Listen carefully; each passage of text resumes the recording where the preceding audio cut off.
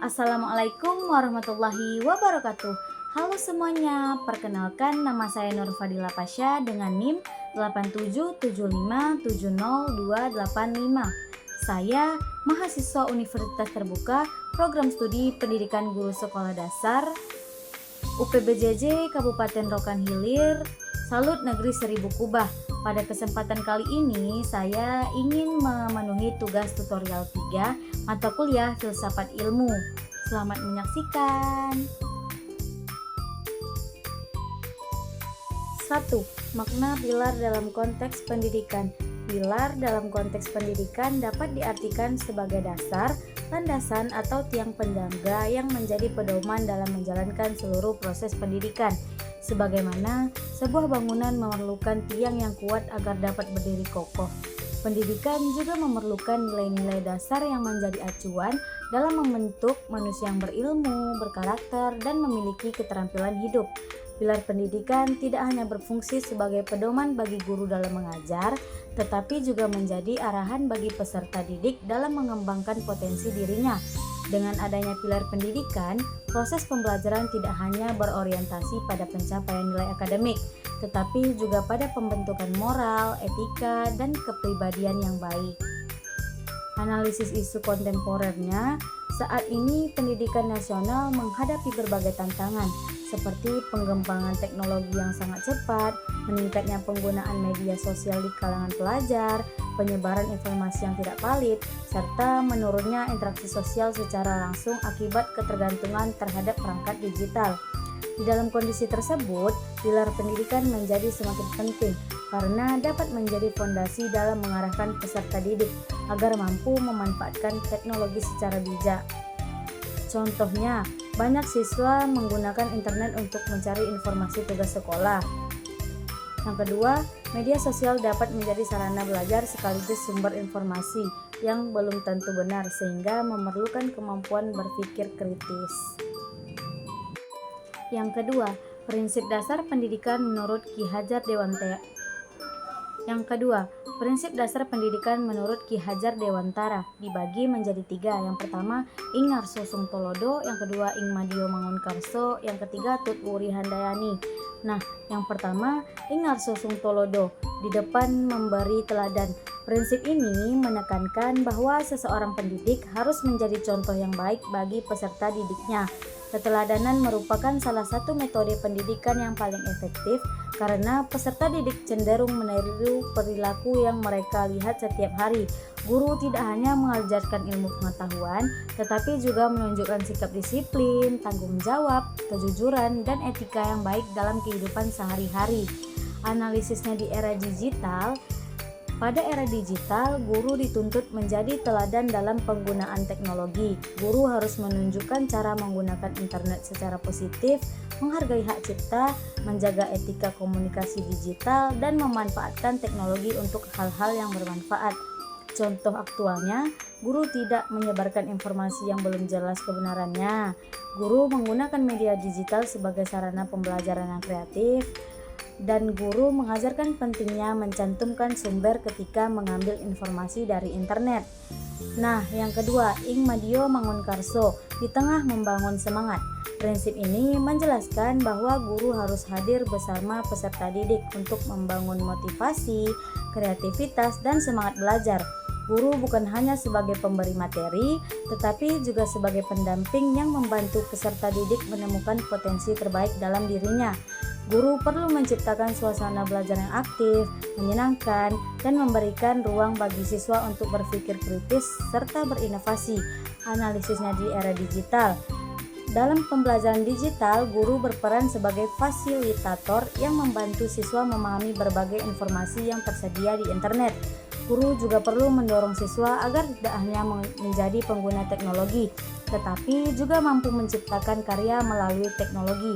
Contohnya, guru memberikan tugas proyek berbasis digital.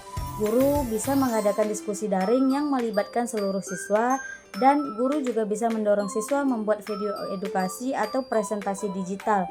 Nah, yang ketiga, Tut Wuri Handayani di belakang memberikan dorongan. Prinsip ini mengajarkan bahwa setelah peserta didik memiliki kemampuan dan kemandirian, guru memberikan kepercayaan kepada mereka untuk berkembang sesuai potensi masing-masing, sambil tetap memberikan arahan dan dukungan.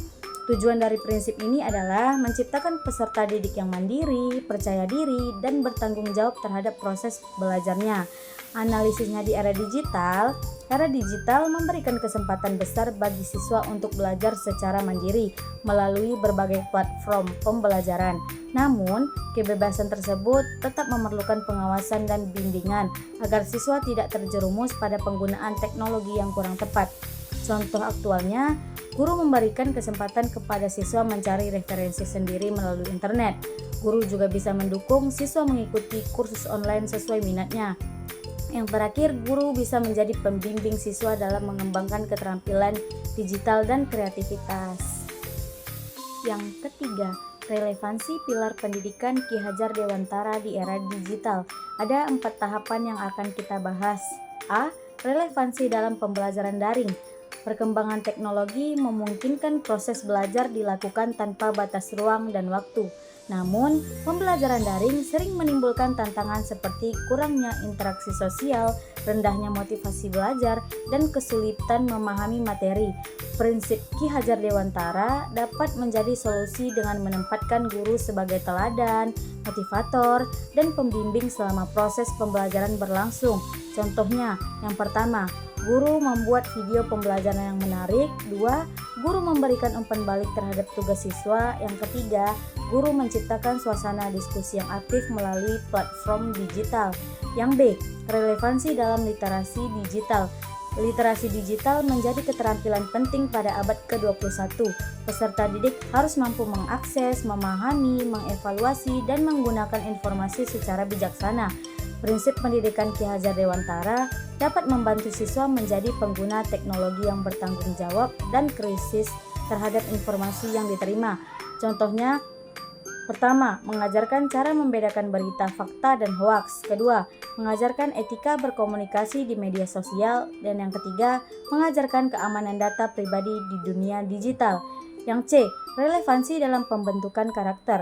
Salah satu tantangan pendidikan saat ini adalah menurunnya nilai-nilai karakter akibat pengaruh lingkungan digital yang tidak selalu positif. Melalui keteladanan, pendampingan, dan dorongan yang diberikan guru, peserta didik dapat memiliki karakter yang kuat meskipun hidup di tengah perkembangan teknologi yang pesat. Contohnya, yang pertama, menanamkan kejujuran saat mengerjakan ujian online. Yang kedua, mengembangkan sikap disiplin dalam mengikuti kelas daring. Yang ketiga, mengajarkan rasa hormat kepada orang lain dalam komunikasi digital. Nah, yang D, relevansi dalam peran guru masa kini.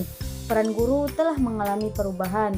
Dahulu, guru menjadi salah satu sumber informasi, sedangkan sekarang informasi dapat diperoleh dengan mudah melalui internet. Meskipun demikian, guru tetap memiliki peran yang tidak dapat digantikan oleh teknologi, yaitu sebagai pembimbing karakter, pemberi motivasi, dan pengarah dalam proses belajar. Contohnya, yang pertama, membantu siswa memilih sumber belajar yang kredibel. Yang kedua, mengarahkan penggunaan digital secara etis dan bertanggung jawab.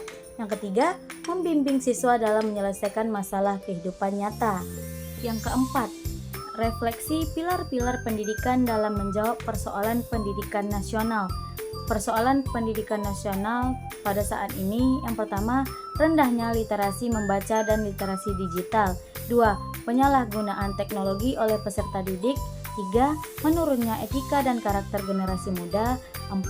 Ketimpangan kualitas pendidikan di berbagai daerah. Dan yang kelima, kurangnya kreativitas dan kemampuan berpikir kritis. Refleksinya, pilar pendidikan Ki Hajar Dewantara masih sangat relevan diterapkan hingga saat ini karena mampu menyeimbangkan antara perkembangan teknologi dan pembentukan karakter manusia. Kemajuan teknologi memang penting, tetapi pendidikan tidak boleh hanya menghasilkan individu yang pintar secara akademik. Pendidikan juga harus menghasilkan manusia yang berakhlak, bertanggung jawab, kreatif, dan mampu hidup berdampingan dengan orang lain. Jika prinsip ing ngarso sung tolodo, ing madio mangunkarso, dan tut puri handayani diterapkan secara konsisten, maka berbagai persoalan pendidikan nasional dapat diminimalkan. Guru dapat menjadi teladan dalam penggunaan teknologi, membangun semangat belajar peserta didik, serta mendukung kemandirian mereka dalam menghadapi tantangan. Kesimpulannya, pilar pendidikan merupakan fondasi utama yang menopang keberhasilan sistem pendidikan. Prinsip pendidikan Ki Hajar Dewantara yaitu ing ngarso sung tolodo, ing madio mangunkarso, dan tut wuri handayani tidak hanya relevan pada masa lalu, tetapi juga sangat penting dalam menghadapi era digital saat ini. Melalui keteladanan, motivasi, dan dukungan terhadap kemandirian peserta didik, pendidikan dapat menciptakan generasi yang cerdas, berkarakter, kreatif, serta mampu memanfaatkan teknologi secara bijaksana demi kemajuan bangsa dan negara. Sekian video tugas tutorial 3 saya.